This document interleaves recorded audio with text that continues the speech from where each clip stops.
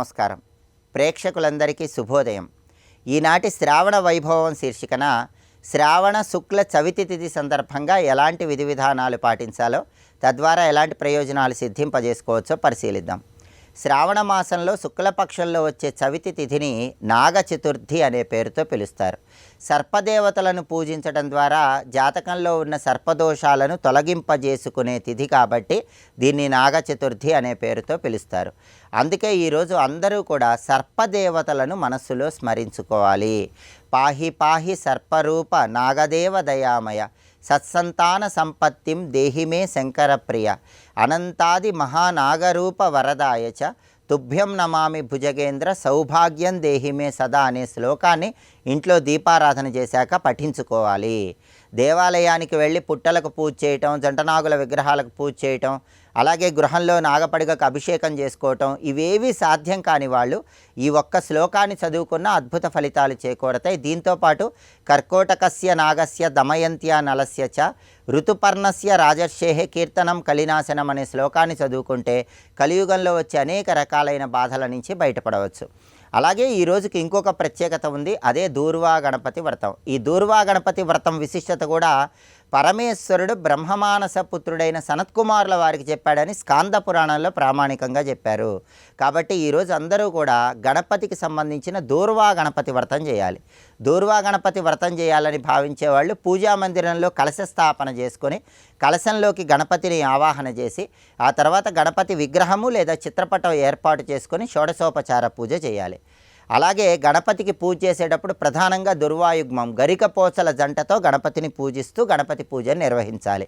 అలాగే గణపతికి సంబంధించినటువంటి గం క్షిప్రప్రసాదనాయ నమః, వక్రతుండాయ హుం, ఓం గూం హేరంబాయ నమః ఈ 3 మంత్రాలు కూడా కనీసం 21 సార్లు పఠించాలి.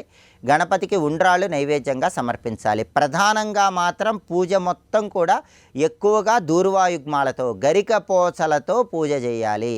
అలా చేస్తే దీన్ని దూర్వా గణపతి వ్రతం అనే పేరుతో పిలుస్తారు. శ్రావణ శుక్ల చవితి సందర్భంగా ఈ దూర్వా గణపతి వ్రతాన్ని ఆచరించడం ద్వారా గణపతి సంపూర్ణమైన అనుగ్రహం కలిగి అన్ని విఘ్నాల నుంచి సులభంగా బయటపడవచ్చు.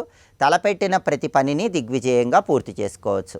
అలాగే రేపు శ్రావణ శుక్ల పంచమి తిథి ఉంది. దీన్ని నాగపంచమి, గరుడ పంచమి అనే పేర్లతో పిలుస్తారు. ఈ సందర్భంగా ఎలాంటి విధి విధానాలు పాటిస్తే సమస్త శుభ ఫలితాలు చేకూరతాయో రేపటి శ్రావణ వైభవం అనే శీర్షికన పరిశీలిద్దాం. నమస్కారం.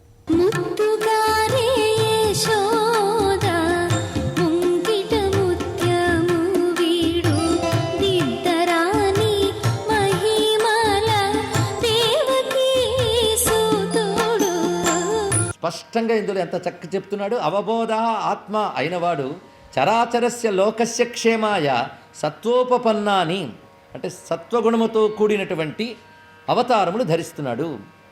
అవతారములు ఎందుకు ధరిస్తున్నాడంటే సుఖావహాని సతాం అభద్రాని ముహుక్కలానాం, సత్పురుషులకు సుఖం కలిగించడానికై దుర్మార్గులకు అమంగళం కలిగించడానికై అవతరిస్తున్నాడు. అంటే దుర్మార్గుల్ని పరిమార్చడానికై సత్పురుషులను ఉద్ధరించడానికి అవతరిస్తున్నాడు. ఇది భగవద్ అవతార తత్వం అంటే చక్కగా చెప్తున్నాడు. అవతారం గురించి మనకు అవగాహన కలగాలి. అటువంటి ఆ కృష్ణ పరమాత్మ ఆ దివ్యావతారం ఈ లక్షణం ఏంటి? సుఖావహాని సతాం, సత్పురుషులు సుఖం కలిగించడం.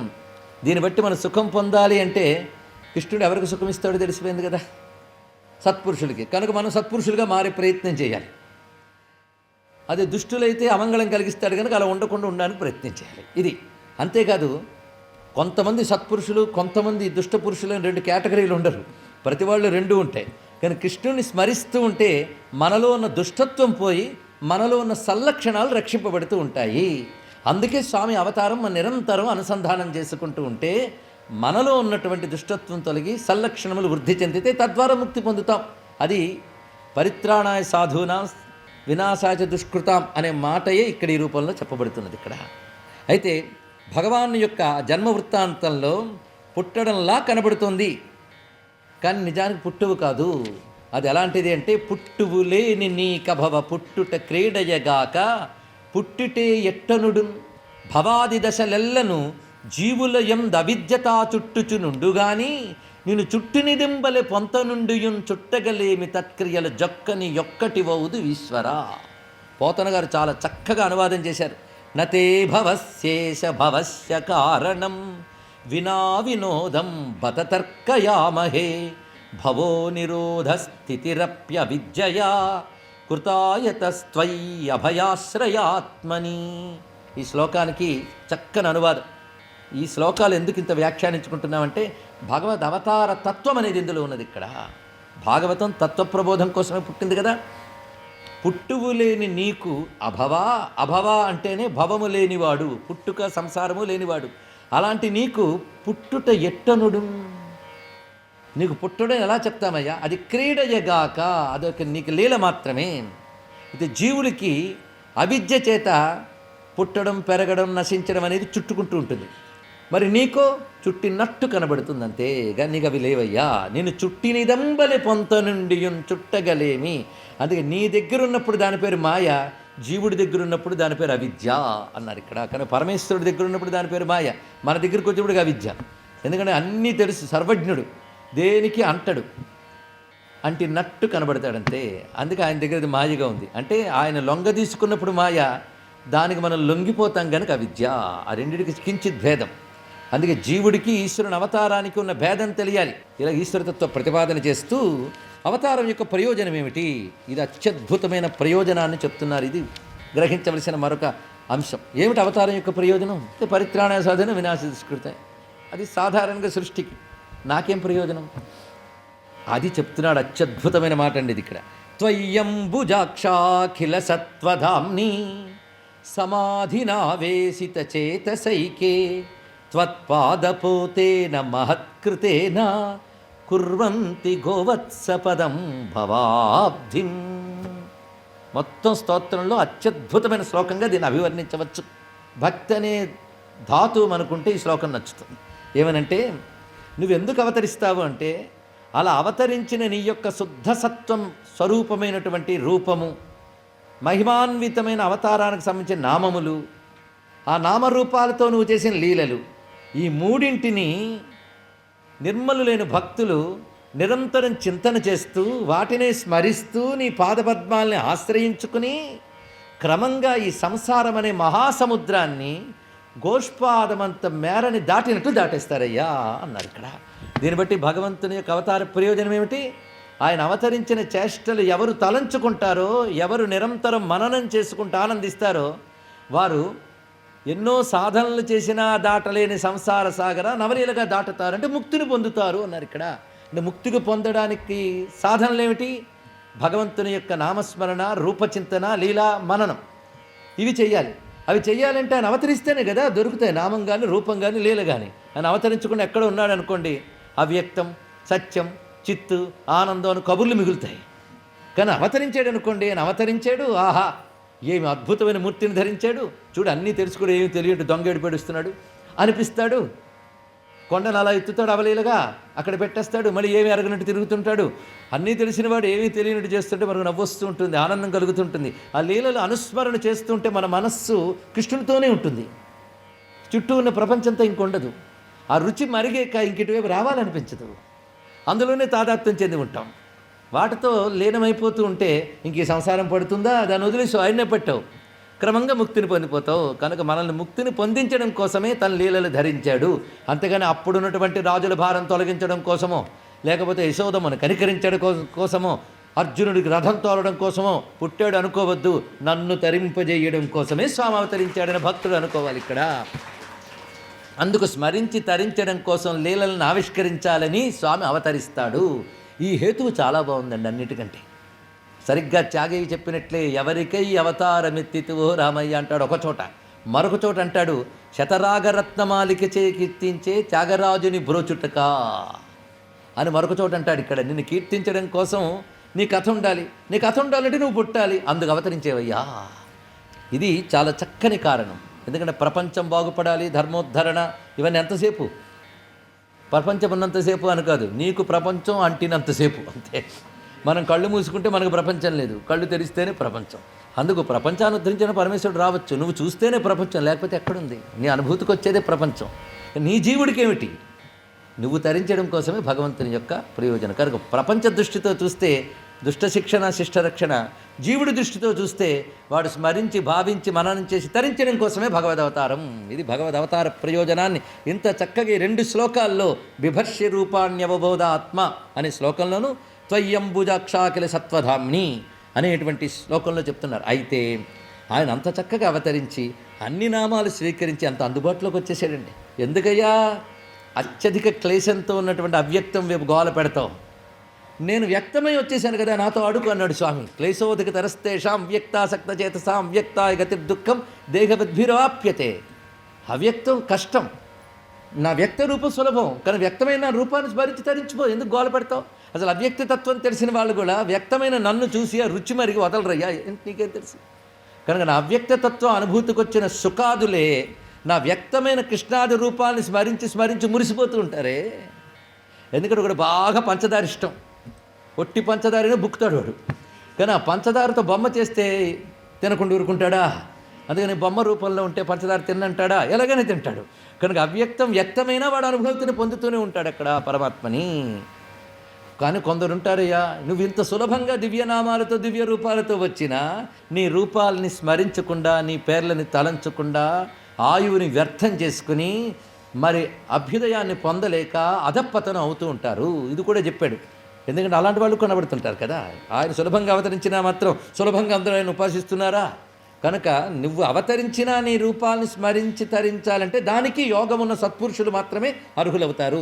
ఎన్యేర విందాక్ష విముక్తమానినః త్వయ్యస్త భావాద్ అవిశుద్ధ బుద్ధయః ఆరుహ్య కృచ్ఛ్రేణ పరం పదం తతః పతంత్యధోనాదృత యుష్మదంఘ్రయః.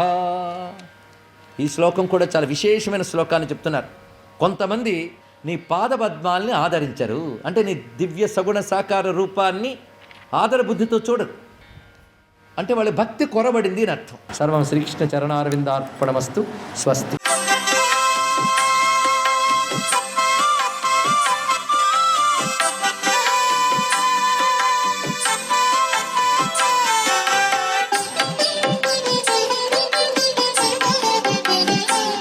ఓం నమో నారాయణాయ. ఓం నమశివాయ. శ్రీ మాత్రే నమః. ఈరోజు శ్రావణ మాసంలో వచ్చేటువంటి నాగుల చవితి. నాగారాధన అనేక ప్రాంతాల్లో విశిష్టంగా జరుపుతూ ఉంటారు. నాగుల చవితి నాగేంద్ర నీకు పుట్ట నిండా పాలు పోసేము తండ్రి అంటూ దేవాలయ ప్రాంగణానికి వెళ్ళి అక్కడ ఉన్న సుబ్రహ్మణ్యేశ్వర స్వామిని ఆరాధన చేస్తూ పక్కనే ఉన్నటువంటి ఆ నాగు నివసించేటువంటి పుట్టలో పాలు పోసి, ఆవు పాలు, అలాగే చలిమిడి ముద్ద, వడపప్పు ఇవన్నీ కూడా పుట్ట దగ్గర సమర్పించి పుట్టకు దూరంగా కొబ్బరికాయ కొట్టి హారతిని ఇచ్చి, స్వామి మమ్మల్ని చల్లగా కాపాడి రక్షించు అంటూ నమస్కారం చేసుకొని ఆ రోజంతా ఉపవాసం ఉండేటువంటి విధి విధానం ఉంది. ఈ నాగుల చవితి నాడు తప్పనిసరిగా పుట్టమన్ను తీసుకుని వచ్చి ఇంటి వద్ద ఉన్నటువంటి సింహద్వార గడపకు అటు ఇటు కూడా ఉంచి కొద్దిగా ఆవు పాలు పోయాలి. ఇలా గనక పోసినట్లయితే నాగులు మిమ్మల్ని సంరక్షిస్తాయి, ఎటువంటి ఉపద్రవాలు మీకు కలగకుండా కాపాడుతాయి, వంశరీత్యా సంభవించేటువంటి దోషాలన్నీ కూడా పోగొడతాయి. నాగుల తల్లిని మానసాదేవిగా భావన చేసి పూజ చేసేటువంటి సంప్రదాయం కూడా ఉంది. సర్వే జనా సుఖినో భవంతు.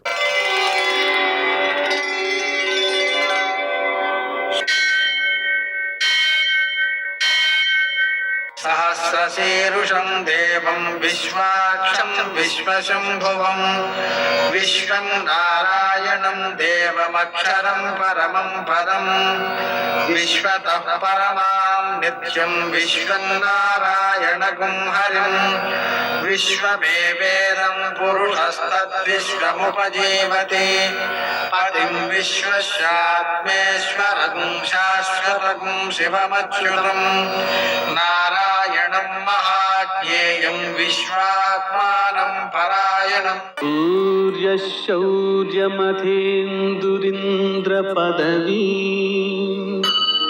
సన్మంగళం మంగళం. యః కర్తా జగతాం భర్తా సంహర్తా మహసాం నిధి ప్రణమామిదమాదిత్యం బహిరంతస్తమోపహం. నేటి కాలమాన విశేషాలను గమనిద్దాం. స్వస్తి శ్రీ చాంద్రమాన పరాభవనామ సంవత్సరం దక్షిణాయనం వర్ష ఋతువు శ్రావణమాసం శుక్లపక్షం ఆదివారం. సూర్యోదయం 6:03, సూర్యాస్తమయం 6:38. తిథి చవితి సాయంకాలం 4:58 వరకు. నక్షత్రం హస్త రాత్రి 3:51 వరకు. వర్జం మధ్యాహ్నం 11:59 నుంచి 1:37 వరకు. దుర్ముహూర్తం సాయంకాలం 4:57 నుంచి 5:48 వరకు. అమృతకాలం రాత్రి 9:45 నుంచి 11:23 వరకు. రాహుకాలం ఆదివారం కాబట్టి సాయంకాలం 4:30 నుంచి 6 గంటల వరకు. అష్టగౌరికి రీత్యా శుభప్రదమైన సమయం ఉదయం 9 గంటలకి. నేటి విశేషాలు. ఆదివారం సందర్భంగా తన్నీటి స్నానం చేయడం, సూర్యనారాయణకి నమస్కారాలు చేసుకోవడం, మధ్యాహ్న కాలంలో పూజ చేయడం, పాయసం నివేదన చేయడం, ప్రసాదం తినడం, ఒంటిపూట భోజనం చేయడం, నూనె పదార్థాలు తినకపోవడం. నువ్వుల నూనె పదార్థాలండి, మిగిలిన నూనెకి ఇబ్బంది లేదు. నువ్వుల నూనె పదార్థాలు తినకుండా ఉండడం ఇవి ఆరోగ్యాన్ని, సంపదను వృద్ధి చేసేటువంటి అంశాలు, సూర్యనారాయణమూర్తి యొక్క అనుగ్రహాన్ని కలిగించే అంశాలు. అలాగే ఈరోజు నాగ చతుర్థి ఉందండి. అందువలన నాగులను పూజించుకోవడం వల్ల పిల్లలు అభివృద్ధిలోకి వస్తారు. ఎందుకంటే నాగదోషాలు కలిగిన వాళ్ళు అభివృద్ధిలోకి రారు. నాగదోషం అనేటువంటిది ఎందువల్ల కలుగుతుంది అంటే మన పూర్వీకుల్లో ఎవరైనా పామును చంపేసినట్లయితే నాగదోషాలు కలుగుతుంటాయి. అలాగే ఈరోజు దూర్వా గణపతి వ్రతం ఉందండి.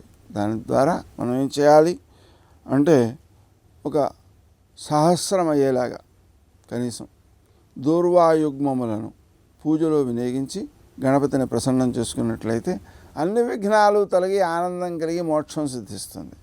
నేటి ఆణిముత్యాలు.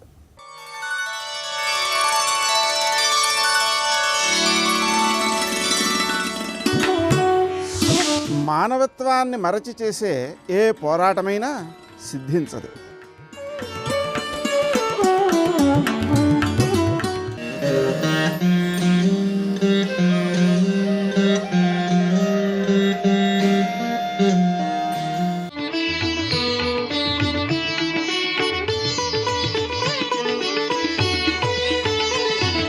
పావన కృష్ణమ్మ జలసిరుల చెంత మోపిదేవి క్షేత్రం విలసిల్లుతోంది. పురాణ ప్రసిద్ధమైన ఈ క్షేత్రం సువిశాల ప్రాంగణంలో వర్ణరంజిత కళామయ ఆలయ ప్రాకారాలు, ముఖమంటపాలు, గోపురాలతో భక్తులను విశేషంగా ఆకట్టుకుంటోంది. వ్యాఘ్రస్య పూర్వ దిగ్భాగే కుమారక్షేత్రముత్తమం సుబ్రహ్మణ్యోవ సద్యవ్రత భుక్తిముక్తి ఫలప్రదః అని వ్యాస మహర్షి స్కాంద పురాణంలోని సహ్యాది ఖండంలో కృష్ణానదీ తీర ప్రాంతాన ఉన్న మోపిదేవి క్షేత్ర వైభవాన్ని ప్రస్తావించారు. ఇక ప్రధాన ఆలయం ముంగిట ముఖమంటపం దీర్ఘ చతురస్రాకృతిలో స్తంభ సమన్వితంగా ఉంటుంది.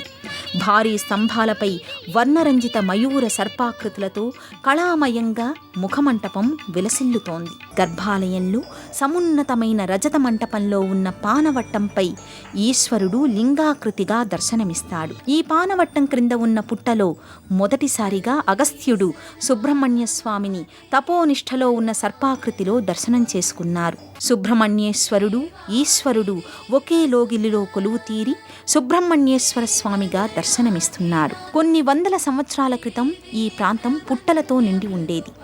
దేవతాదిగణం చేత పూజలందుకున్న సుబ్రహ్మణ్యేశ్వర లింగాకృతి కొన్నాళ్లపాటు కాలగర్భంలో కలిసిపోయింది. ఆ తరుణంలో శివభక్తుడైన ఈ ప్రాంత నివాసి వీరారపు పర్వతాలు స్వప్నంలో స్వామి సాకారమై తన ఉనికిని తెలియచేశాడంటారు.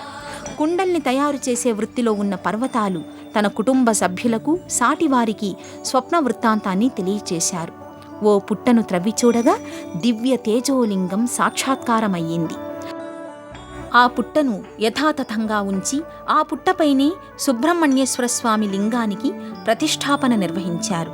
ఇప్పుడు మనం నేత్రపర్వంగా వీక్షిస్తున్న ఆ అపురూపమైన సుబ్రహ్మణ్యేశ్వర లింగాకృతి ఇదే.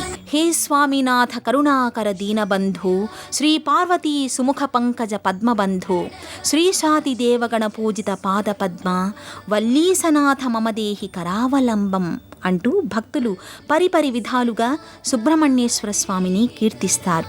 సంతానార్థులు, వివాహం కాని యువతీ యువకులు, నాగదోషం ఉన్నవారు, కుజదోషం ఉన్నవారు ఈ క్షేత్రానికి విచ్చేసి స్వామిని నియమనిష్టలతో దర్శించుకుని ప్రత్యేక పూజలను నిర్వహించుకుంటారు. ఈ క్షేత్రంలో రాహు, కేతు, గ్రహదోషాల పూజ, కాలసర్పదోష పూజల్ని ప్రత్యేకంగా నిర్వహిస్తారు. శ్రీ సుబ్రహ్మణ్యేశ్వర స్వామి వారికి కుడివైపున వల్లీదేవి సన్నిధి నెలకొని ఉంటుంది. ఎడమవైపున దేవసేన ప్రత్యేక మందిరంలో దర్శనమిస్తుంది. ఇరు దేవేరులు సంపూర్ణ అలంకారాలతో వివిధ ఆభరణ పుష్పమాలికల శోభితంగా దర్శనమిస్తారు. శ్రీ స్వామివారికి ప్రతినిత్యం అభిషేకాలతో పాటు పర్వదినాలలో మహన్యాసపూర్వక రుద్రాభిషేకం, మహన్యాసపూర్వక వారాభిషేకాన్ని నిర్వహిస్తారు. భక్తులు తమ మొక్కుబడులను అనుసరించి శాంతి కళ్యాణాన్ని జరిపిస్తారు. ఆరుద్రోత్సవం, నాగుల చవితి, నాగపంచమిలకు విశేష అర్చనలు కొనసాగుతాయి. అనంతరం రథోత్సవం, వసంతోత్సవాలు ఘనంగా జరుగుతాయి. దక్షిణ భారతదేశంలోని అనేక ప్రఖ్యాత షణ్ముఖ దేవాలయాల సరసన మోపిదేవి శ్రీ సుబ్రహ్మణ్యేశ్వర స్వామి క్షేత్రం కూడా నిలుస్తోంది. ఈ క్షేత్ర దర్శనం భక్తులకు సకల అభీష్టకారకం.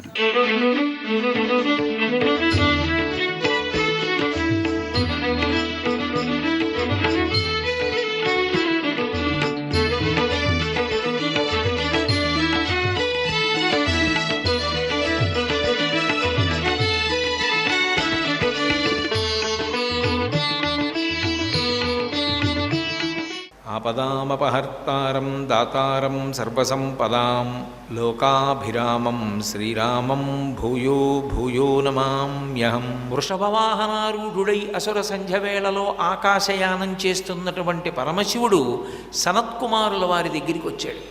వచ్చి సనత్కుమారుల వారిని పలకరించాడు. సనత్కుమారుల వారు ఒకసారి పరమశివుడి వంక చూసి మిన్నకున్నారు. ఆయన నమస్కారం కూడా పెట్టలేదు.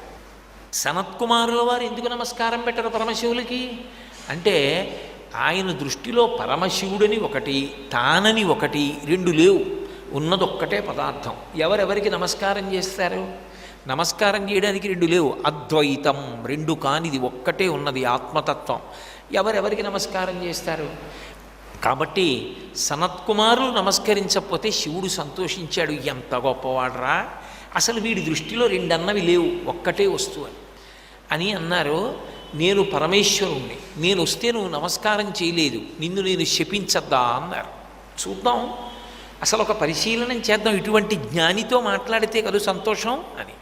సనత్కుమారుల వారు ఇలా చూసి అన్నారు, శపిస్తావా? శపించు, ఏమవుతుంది శపిస్తే? ఇది కష్టపడుతుంది, ఇది నేను కాదుగా, నేను ఆత్మ.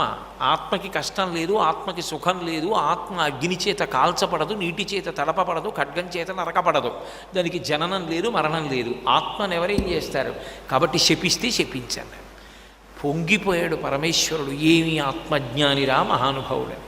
ఆయన వచ్చిన కారణం వేరే ఉంది. సనత్కుమారుల వారికి ఉండిపోయిన వాసనాబలాన్ని క్షయం చెయ్యాలి, అందుకొచ్చాడు ఆయన. ఇప్పుడు పరమేశ్వరుడు సంతోషించి అన్నాడు, పోన్లే వరమిస్తాను కోరుకో అన్నాడు. ఆయన అన్నాడు, వరమిస్తే సంతోషపడ్డానికి సుఖపడ్డానికి ఇది సంతోషపడాలి, మనసు సంతోషపడాలి. ఆత్మకి సంతోషము లేదు, దుఃఖము లేదు, ఎప్పుడూ ఒక్కలా ఉంటుంది. నాకు వరం ఎందుకు, నాకు అక్కల్లా, నీకేమైనా కావాలంటే చెప్పిస్తానన్నాడు. ఆ మాట అనిపించడానికే వచ్చాడు శివుడు. ఈ మాట అని అనగానే పరమశివుడు అన్నాడు, నువ్వు నా కడుపున కొడుగ్గా పుట్టన్నాడు. సనత్కుమారుల వారు ఇలా తలెత్తి చూసి అన్నారు, నీ కడుపునే పుడతాను అంటూ ఒక ధర్మసూక్ష్మం చెప్పాడు ఆయన. ఎవరు అడిగారో వారికే ఇవ్వాలి. నువ్వు అడిగావు, నీకే కొడుకుగా పుడతానన్నాడు. అంటే పార్వతీదేవికి అర్థమైంది. అంటే నాకు కొడుకుగా రాడు, ఒక్క శంకరుడికే కొడుకుగా వస్తాడనమాట అని ఆవిడంది. ఏమయ్యోయ్, ఏమిటి నీకే కొడుగ్గా వస్తానంటున్నావు శంకరుడితో? అంటే నాకు కొడుగ్గా రావా అంటే నేను నోరు తెరిచి అడగలేదనా? నేను చెప్తాను ధర్మశాస్త్రం, నాకు తెలియదు అనుకుంటున్నావా? నేను గురుమండల రూపిణిని. భార్య భర్తల్లో ఇద్దరిలో ఎవరైనా ఒకరు అడిగితే రెండవ వారు అడిగినట్టే. ఇక ఇద్దరూ కలిసి అడగడం అన్న మాట ఉండదు. ఒక్క దంపతుల మధ్య మాత్రమే ఆ ధర్మం అన్వయం అవుతుంది. భార్యాభర్తలలో ఏ ఒకరు అడిగినా రెండవ వారు కూడా అడిగినట్టే. కాబట్టి నీకు కొడుకుగా పుట్టాలి. కానీ అమ్మా, ఎందుకన్నానో తెలుసా? ధర్మం తెలియక కాదు. మీరే కదూ నాకు బిరుదిచ్చి పిలిచారు జ్ఞానివి నువ్వని. నాకు గర్భవాసం చేయడం ఇష్టం లేదు. నువ్వు ఎంత అఖిలాండేశ్వరివైనా జగజ్జననివైనా నేను నీ కడుపులో తల అధోముఖంగా పెట్టి పడుకుని యోని సంభవుడు అన్న పేరుతో నీ కడుపులోంచి బయటికి రావడం నాకు ఇష్టం లేదు. అందుకనమ్మా ఒక్క శివుడికే పుడతాను అని ధర్మాన్ని తీసుకురావడానికి కారణం అది. నువ్వు తల్లివి, నేను బిడ్డణ్ణి, ఎప్పటికీ బిడ్డణ్ణి. నీ కడుపున పుడితేనే బిడ్డన్నా. అందుకనమ్మా నాకు ఒక వరమి, నీ శరీరంతో నాకు సంబంధం లేకుండా శివుడికి కొడుకుగా పుడతాను. కాబట్టి అలా వరమివి అమ్మా అన్నాడు. పార్వతీదేవి నొచ్చుకుంది. ఇంతటి మహానుభావుడు కొడుగ్గా వస్తున్నాడా? ఈయనకి వాసనాక్షయం చెయ్యాలని మా ఆయన నన్ను తీసుకుని వచ్చాడా? నేను మాత్రం పక్కన ఉండిపోయి శివుడికి కొడుగ్గా పుడతాడా? శివుడికి కొడుగ్గా పుట్టాలంటే ఏమవ్వాలి? శివవీర్యం స్ఖలనం అవ్వాలి. శివవీర్యం స్ఖలనం ఎవరి వల్ల అవుతుంది? ఒక్క ఆవిడ వల్లే అవుతుంది. అంటే నేను నిమిత్తం అవుతాను, కొడుకు శివుడికి అవుతాడు. అంటే నా శరీరం నుంచి బయటికి రాడు. ఇలా జరగడానికి వీల్లేదని ఆవిడ ఒక నియమం పెట్టింది. శరవణ తటాకంలోంచి బయటికి రా, నీ మంత్రం కూడా అదే అవుతుంది, శరవణ భవ అని షడక్షరి. ఆ తటాకంలోంచి బయటికి వచ్చి నా స్పర్శ నీ జన్మలో ఉందన్న తృప్తిని నాకు ఇయ్యి. అప్పుడు నాకు కూడా నీ జన్మలో భాగమున్నదని, నువ్వు నాకు కొడుకువని నేను ఆనందం అనుభవిస్తానంది. అమ్మ, మన ఇద్దరి మధ్య ఈ ఒడంబడిక ఏదో బాగుంది. నేను నీ గర్భవాసం చెయ్యక్కర్లేదు. నేను శరవణ తటాకంలోంచి బయటికి రావడానికి అనుగ్రహించావు. నీకు 10,000 నమస్కారాలు. అలాగే వస్తానమ్మా అన్నాడు. సర్వం శ్రీ ఉమామహేశ్వర పరబ్రహ్మార్పణమస్తు. స్వస్తి.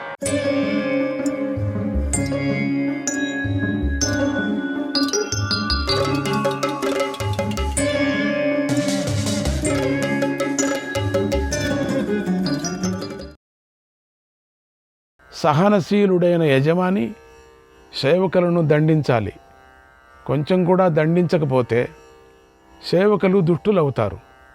దుష్టులే యజమానికే అపకారం చేస్తారు. నిత్యము సహనశీలుడైన వాడికి ఇలా అనర్థాలు కలుగుతాయి. ఇతర అనర్థాలు కూడా ఎన్నో జరుగుతాయి. ఇక సహనం లేని వారికి కలిగే దోషాలను కూడా చెబుతున్నాను, తెలుసుకో. ఎల్లప్పుడూ రజోగుణంతో కోపంగా ఉండేవాడు మంచి చెడ్డలను తెలుసుకోలేడు. తన పరాక్రమంతోనే అందరినీ అనేక విధాలుగా దండిస్తూ ఉంటాడు. నిత్యము క్రోధ స్వభావం గలవాడు స్నేహితులతో పోట్లాడుతూనే ఉంటాడు. తన వారిని కూడా తిడతాడు. సోవమానాదర్థ హానిం ఉపాలంభమనాదరం సంతాపద్వేషమోఘాంశ్చ శత్రుంశ్చ లభతే నరః.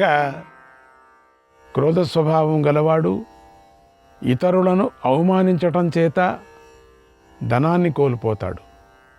నిందలను, తిరస్కారాన్ని, సంతాపాన్ని, ద్వేషాన్ని, మోహాన్ని, శత్రువులను పొందుతాడు. క్రోధాద్దండాన్మనుష్యేషు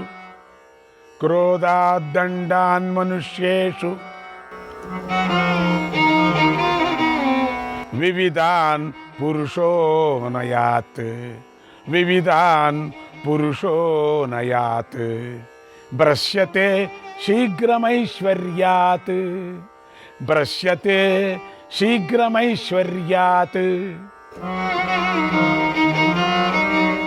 ప్రాణేభ్యః స్వజనాదపి.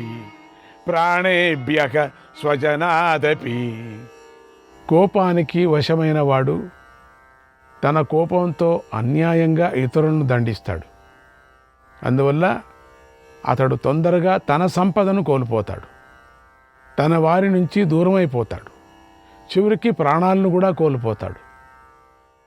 ఉపకారం చేసిన వారి పట్ల, దొంగల పట్ల ఒకే రకంగా వ్యవహరిస్తూ కోపంగా మాట్లాడేవాడిని చూసి లోకులు ఇంట్లో దూరిన పాములాగా భావిస్తారు, ఆందోళన చెందుతారు. యస్మాదుద్విజతే లోకః కథం తస్య భవో భవేత్ కథం తస్య భవో భవేత్ అంతరం తస్య దృష్ట్వైవ అంతరం తస్య దృష్ట్వైవ లోకం వికురుతే ధ్రువం లోకం వికురుతే ధ్రువం. లోకలందరికీ ఆందోళన కలిగించే వాడికి సంపద ఎలా సమకూరుతుంది? సమకూరుతుంది కదా. లోకలు అటువంటి వాడితో ఏదో ఒక లోపాన్ని చూసి అతడికి చెడు చేస్తారు, కీడు చేస్తారు. అందువల్ల కోపాన్ని పూర్తిగా విడిచిపెట్టకూడదు. అలాగని ఎల్లప్పుడూ మృదువుగా సహనాన్ని నీలాగా కలిగి ఉండకూడదు.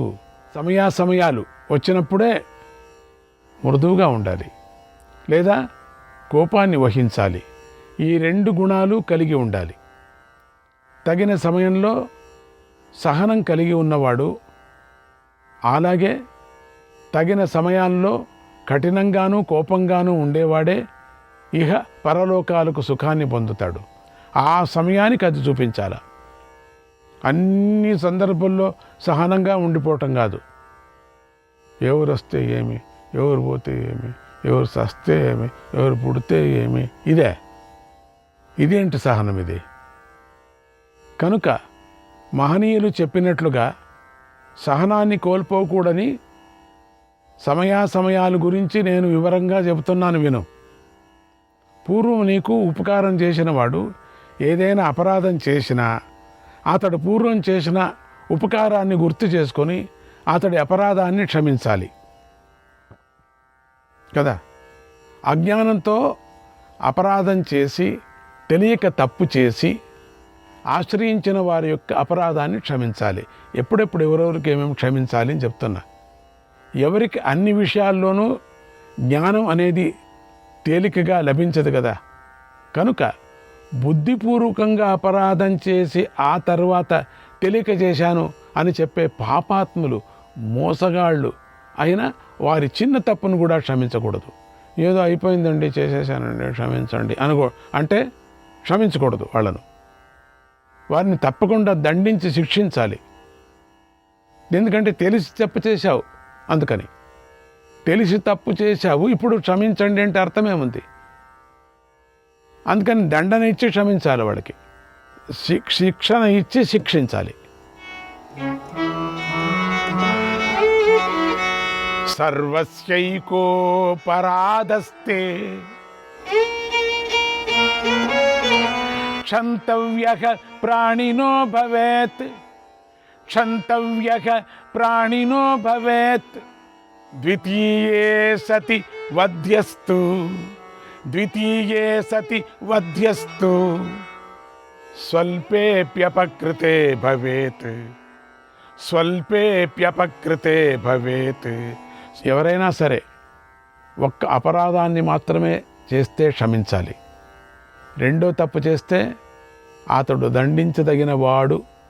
అది చిన్న తప్పైనా సరే దండించాలి, అతన్ని శిక్షించాలి. రాజు అయినవాడు బాగా పరిశీలనతో తప్పును పరీక్షించి అది అజ్ఞానంతో చేసిన తప్పు అని నిశ్చయం అయితే అటువంటి తప్పును క్షమించాలి. ఏదో తెలియక అజ్ఞానంతో అయిపోయిందని క్షమించాలి.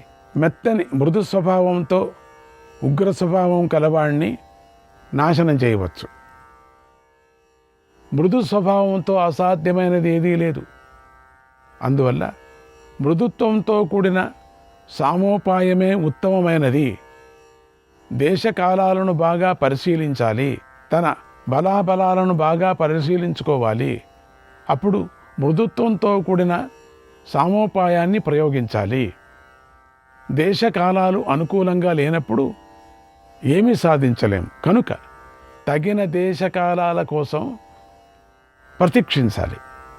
ఇలా సమయాలు సహనానికి అనుకూలంగా చెప్పబడ్డాయి. ఈ సమయాలు సహనానికి అనుకూలంగా. ఇంకా ఇతర సందర్భాలు పరాక్రమానికి సంబంధించిన విశేషాలను కూడా చెప్పాయి అన్నాడు ప్రహ్లాదుడు.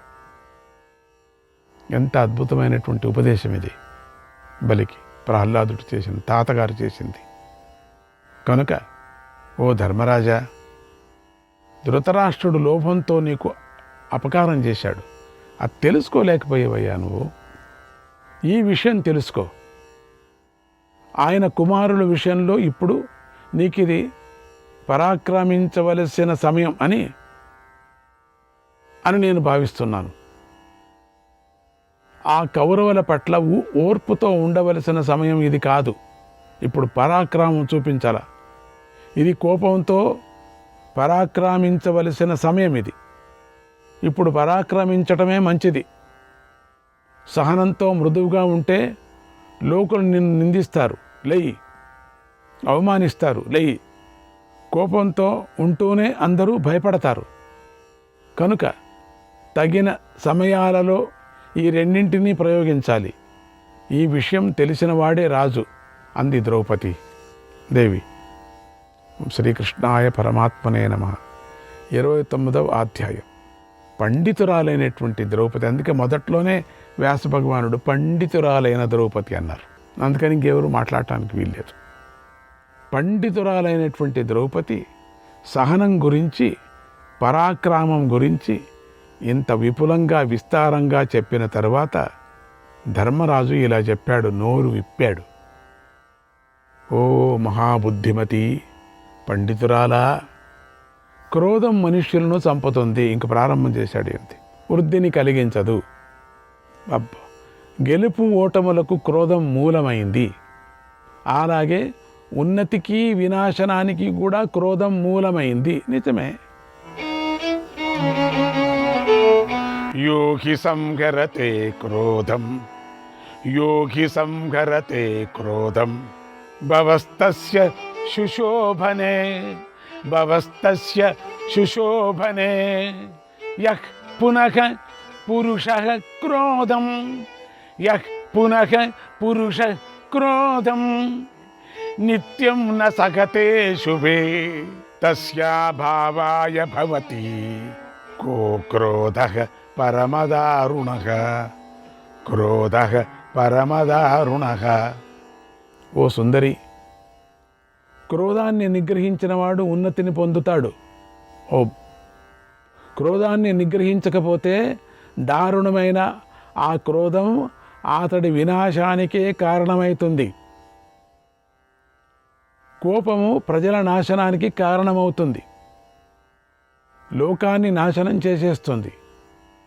అలాంటి కోపాన్ని నాలాంటి వాడు ఎందుకు ధరించాలి? ఎందుకు కోపాన్ని కలిగి ఉండాలి? కోపం సర్వస్వము నాశనం అయిపోతుంది. ఏం చెప్పేది బాగుంది, పండితురాలు చెప్పేది బాగుంది, ఏం చేస్తావు? ఈ పండితుడు చెప్పేది బాగుంది, ధర్మరాజ పండితుడు చెప్పేది బాగుంది, ద్రౌపది పండితురాలు చెప్పేది బాగుంది. ద్రౌపది పండితురాలు ప్రహ్లాదుణ్ణి ఉదాహరణ తీసుకుంది. క్రుద్ధః పాపం నరః కుర్యాత్, క్రుద్ధః పాపం నరః కుర్యాత్, క్రుద్ధో హన్యాత్ గురూనపి, క్రుద్ధః పరుషయా వాచా శ్రేయసోప్యవమన్యతే. కోపంతో ఉన్నవాడు పాపం చేస్తాడు. కోపించినవాడు గురువులను కూడా చంపేస్తాడు. కోపించినవాడు పరుషమైన మాటలతో పెద్దవారిని అవమానిస్తాడు. తన శ్రేయస్సును కూడా వదిలేసుకుంటాడు. కోపించినవాడు ఏమి మాట్లాడాలో ఏమి మాట్లాడకూడదో తెలుసుకోలేడు. ఈ పని చేయరాదు. మాటి మాటికి పండితురాలా, మాటి మాటికి మీకు కోపము రాదా, మీకు కోపము రాదా, మీకు కోపము రాదా అంటున్నావు. ఆహా, ఈ పని చేయరాదు, ఈ మాట అనరాదు అనేది అతడికి ఉండదు. కోపం వచ్చిన వాడికి విను, కోపంలో చేయకూడని పని చేస్తాడు. ఓ పండితురాలా, తెలుసా, కోపం వల్ల హింసించకూడని వారిని హింసిస్తాడు, హింసించదగిన వారిని పూజిస్తాడు. ఏం చేస్తున్నాడో తెలీదు. కోపిష్టి ఆత్మహత్య చేసుకొని స్వయంగా యముడింటికి వెళతాడు. యముడి తలుపు కొట్టి లోపలికి వస్తానంటాడు. బాగా కోపం చేసుకున్నవాడు యమలోకానికి వెళతాడు. డోర్ నాక్ చేస్తాడు టకటకాని, లేక ఒకసారి నాక్ చేయకుండా కూడా లోపలికి పోతాడులేండి. ఇహపరలోకాలలో శ్రేయస్సును కోరుకునే గొప్పవారు ఇలాంటి అనర్థాలను చూసి కోపాన్ని జయించారు. ఓ ద్రౌపది పండితురాల, ధీరులైన పురుషులు అందుకే ఈ కోపాన్ని పెట్టేశారు. ఇక నా వంటి వాడు ఎందుకు కోపాన్ని వహిస్తాడు? కోపాన్ని ఎందుకు ప్రయోగిస్తాడు? ప్రయోజనమేముంది? ఇదంతా ఆలోచిస్తూ ఉంటే నాకు కోపమే రావటం లేదు, అసలు ఇప్పటికి కూడా రావటం లేదు. ఓహో, మంచి మాట నాయన. ఒక మంచి మాట చెబుతున్నాను నేను మధ్యలో. ఇదొక మాట చెబుతున్నాడు. ఆత్మానం చ పరాంశ్చైవ, ఆత్మానం చ పరాంశ్చైవ త్రాయతే మహతో భయాత్, త్రాయతే మహతో భయాత్ కృద్యంతమ ప్రతికృద్యం ద్వయోరేష చికిత్సకః, ద్వయోరేష చికిత్సకః. కోపంతో ఉన్నవాడి పట్ల కోపాన్ని సహించకుండా సహనంతో ఉండేవాడే తనను రక్షించుకుంటున్నాడు. అంటే కోపంతో ఉన్నవాడి పట్ల కోపాన్ని వహించకుండా సహనంతో ఉండేవాడే తనను రక్షించుకుంటున్నాడు. ఇతరులను కూడా మహాభయం నుండి రక్షిస్తున్నాడు. ఇలా ఇద్దరి దోషాలను పోగొట్టి చికిత్సకుడు అవుతున్నాడని గ్రహించు. ఆయన పని అదే చేసింది అప్పుడు మహానుభావుడు. ఇద్దరికీ మంది ఇచ్చాడు. వీళ్ళ తట్టు వాళ్ళకు మంది ఇచ్చాడు, వాళ్ళ తట్టు వాళ్ళకు మంది ఇచ్చాడు. బాగుంది, నిజం కదా. లేకపోతే యుద్ధం జరిగిపోయేది కదా. లేకపోతే భీముడికి ఉపాయం ఇట్లా అనింటే ఆయన చంపుకొని వచ్చేసేవాడు, నల్లుని చంపుకొని వచ్చినట్టు. ఏం ప్రయోజనం? ఇంత పని అంత అయ్యేదిగా. ఇన్ని మాటలు ఎక్కడ వచ్చేది కాదు కదా. అయిపోయి మంగళం, వాళ్ళ ఇంటికి వెళుతున్నారు, శుభం. మహారాజు పట్టాభిషేకం జరుగుతున్నది, శుభం, శుభమస్తు, అయిపోయి రాజ్యం వెళ్తున్నారు, అయిపోయింది. ఇదే ఒకటి చెప్పుకుంటాడు ఇంత పెద్దది. కోపంతో మానవుడు మూఢుడవుతున్నాడు, అసమర్థుడవుతున్నాడు, తనను తానే నాశనం చేసుకుంటున్నాడు. మాటిమాటికి కోపం రాదా, కోపం రాదా, కోపం రాదా అన్నారు కాబట్టి. కోపానికి వశుడై నిగ్రహించుకోలేక దేహత్యాగం చేసేవాడు ఇహలోకంలో చెడిపోతాడు, పరలోకంలోనూ చెడిపోతాడు. తన కళ్ళను తానే పొడుచుకున్నట్టుగా కోపం వస్తే. కోపం వచ్చిన వాడు ఏమంటాడు తెలుసా? మామూలుగా నేను మనిషిని కాదు అంటాడు. అంటే నేను మనిషిగా ఉండనంటాడు. నిజమే. అందువల్ల అసమర్థుడైన వాడు కోపాన్ని నియంత్రించుకోవటమే మంచిది. మనలో ఉండినటువంటి సమస్యనంతా ద్రౌపది ముఖాంతరంగా అడిగిచ్చాడు వ్యాసభగవానుడు. అందుకని ఇక్కడ ధర్మరాజు మనకు కలిగినటువంటి సందేహం ఏముందో దాన్ని నివృత్తి చేస్తున్నాడు. ఇప్పుడు చెప్పండి, ఇప్పుడు చూస్తాం, ఎవరు మాట్లాడలేరు. అందుకే మహాభారతం.